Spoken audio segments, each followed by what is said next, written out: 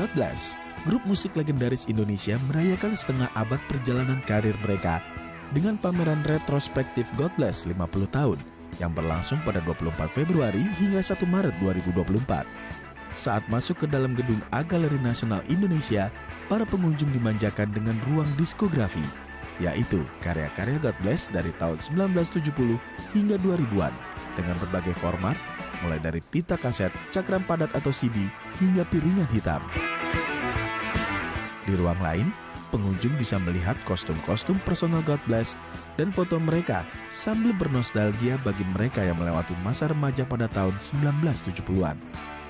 Tak lupa berbagai alat musik mulai dari gitar, bass, drum, mic, serta perlengkapan panggung seperti mixer juga dipajang di ruang pameran ini. Pameran ini juga menghadirkan ruang di balik rekaman dengan konsep hologram yang menghadirkan vokalis God Bless Ahmad Albar dan sang gitaris Ian Antono yang membawakan lagu berjudul Rumah di Atas Bukit. Ruang ini dihadirkan untuk memberikan pengalaman interaktif yang lebih dekat dengan God Bless dan bernostalgia dengan grup dan legenda ini. Seribu rambutmu yang hitam terurai,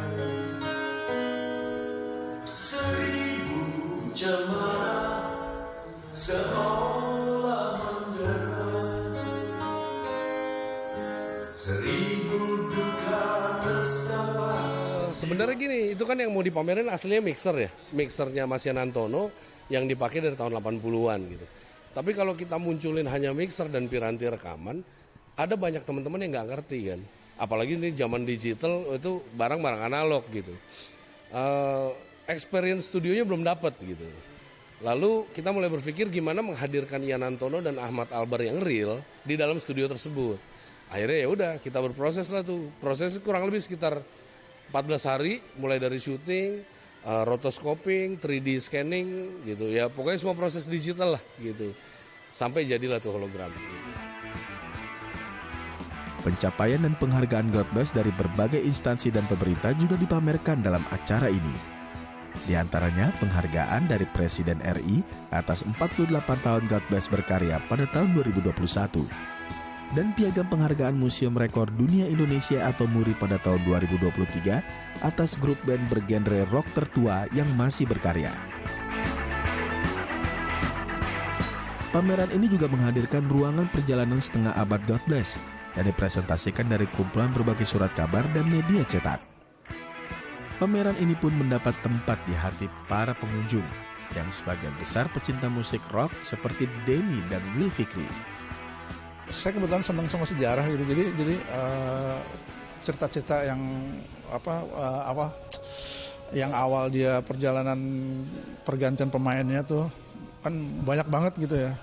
Nah itu bagus. Terus kedua juga ini yang sejarah yang dari media-media ini potongan-potongan cerita waktu media gitu, walaupun kita udah pernah baca tapi kalau di sini kayaknya lebih dalam gitu suasananya dapet gitu. Sama ya diskografi juga sih, diskografinya jadi tahulah album pertama sampai album terakhir mereka gitu. Itu sih yang paling penting sebenarnya ya apresiasi ya, artinya wujud apresiasi itu macam-macam, artinya dari bagaimana biar musisi itu terus berkarya ya, karena memang salah satu kunci kemajuan kan bagaimana setiap seniman bisa terus melahirkan karya-karya baru ya. Karena kalau dari God Bless ini cukup menarik. Artinya formasinya banyak berganti, tapi kalau dilihat dari jumlah album termasuk sangat sedikit karena hanya 7 album untuk album yang bukan kompilasi ya. Artinya tapi itu bagaimanapun God Bless itu bagian dari legenda musik Indonesia. Artinya menginspirasi banyak musisi yang era setelahnya untuk terus aktif berkarya.